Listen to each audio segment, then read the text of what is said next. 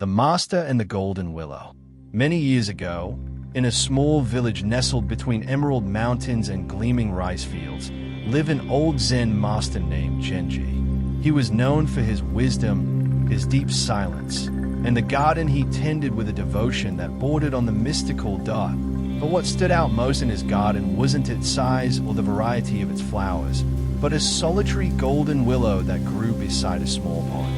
Its leaves looked like threads of light when the sun set, and its shade held the peace of a dream dark. Every morning, Genji would sit beneath the willow and drink his tea in silence, giving thanks to the tree, the sun, the wind, and the simple act of being alive. Visitors would often ask, "Master, why is that tree so important?" He would reply with a serene smile, "One day, you'll see." The apprentice who only wanted more in a nearby village lived a young man named Ren, restless and ambitious. He had studied under several teachers, but none had satisfied him. He sought enlightenment, peace, purpose, but also glory, recognition, and quick answers. One day, he heard about Master Genji and the famous Golden Willow. He decided to visit him. When he arrived, he found the old man sweeping leaves with a bamboo broom. Ren bowed slightly and said, "Master Genji, I've come a long way. I wish to learn the true meaning of gratitude." Genji nodded slowly and replied, "Stay with me a while. The willow will speak." The first day, disappointment. Ren expected lessons, mantras, sudden enlightenment. But that first day, Genji only had him clean the garden, gather stones, and feed the cranes that came each morning. No one thanked him for anything. At dusk, Genji sat beneath the willow. Ren approached, expecting a speech. But Genji simply said, "Thank you, Willow. Thank you for being here." Ren frowned. Thanking a tree? It seemed like a waste of time. The second day, frustration. The second day was the same. More chores, more silence, more leaves. But something changed. Ren noticed the willow seemed to lean slightly toward Genji when he greeted it in the morning. Was it just the wind? That night, as Genji whispered his gratitude to the tree, Ren watched closely. The willow's leaves shimmered softly, as if responding. Ren became convinced there was a secret, some spell, a formula. Maybe the tree granted wishes. "Master," he said eagerly, "if the willow has power, can I ask it for something?" Genji looked at him.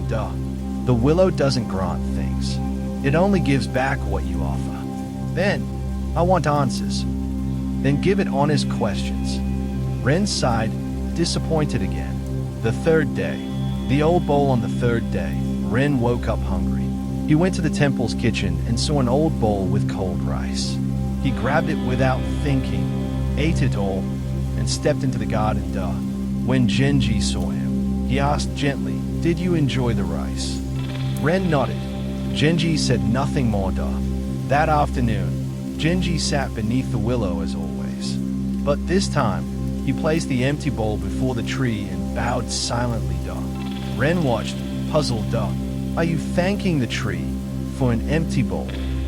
Genji smiled. "The tree didn't give you the rice, but it gave me shade, which helped it grow. It gave me branches, which warmed the kitchen. It gave me calm, which helped me cook slowly. How could I not thank it?" Ren said nothing. For the first time, something stirred in his chest. The fourth day, the storm. That night, a storm arrived. Wind lashed the valley, and the rain roared like a wild beast. The young man ran to the garden, worried about the willow. There was Genji, sitting in the rain, at the tree's feet with his broom at his side. "Master, you must come in. You'll get sick." Genji didn't move. "I can't leave yet. The willow is alone in the storm. If it cannot leave, neither can I." Ren hesitated. Then, without knowing why, he sat beside him. The rain soaked them both, but they said nothing. Only the tree, the wind, and two hearts beating beneath the storm. The awakening at dawn. The willow still stood, though it had lost many branches. Genji, drenched, bowed to it. Thank you for enduring, he murmured. Ren looked at him, and for the first time, bowed as well. He didn't know exactly what he was thankful for, but something inside him urged it. He felt warmth in his chest, not pride, but humility. That day, Genji gave him a new bowl, one he had carved himself years ago. He handed it over in silence. Ren held it like a treasure. And what do I do with this, master? Whatever you wish, but never forget to give thanks, even when it's empty. The farewell. A month later, Ren decided it was time to leave. Genji saw him off without words, just a bow. Before leaving, Ren approached the willow. He looked at it for a long while and whispered, "Thank you, not for giving me things, but for teaching me how to see them." The leaves trembled, and for a moment, Ren thought he saw a faint smile among the branches. True gratitude doesn't depend on what we receive, but on what we learn to see. When we give thanks, not for the object, but for the life that makes it possible, a silent connection awakens between the heart and the world. And sometimes, the simple willow can teach you more than 1,000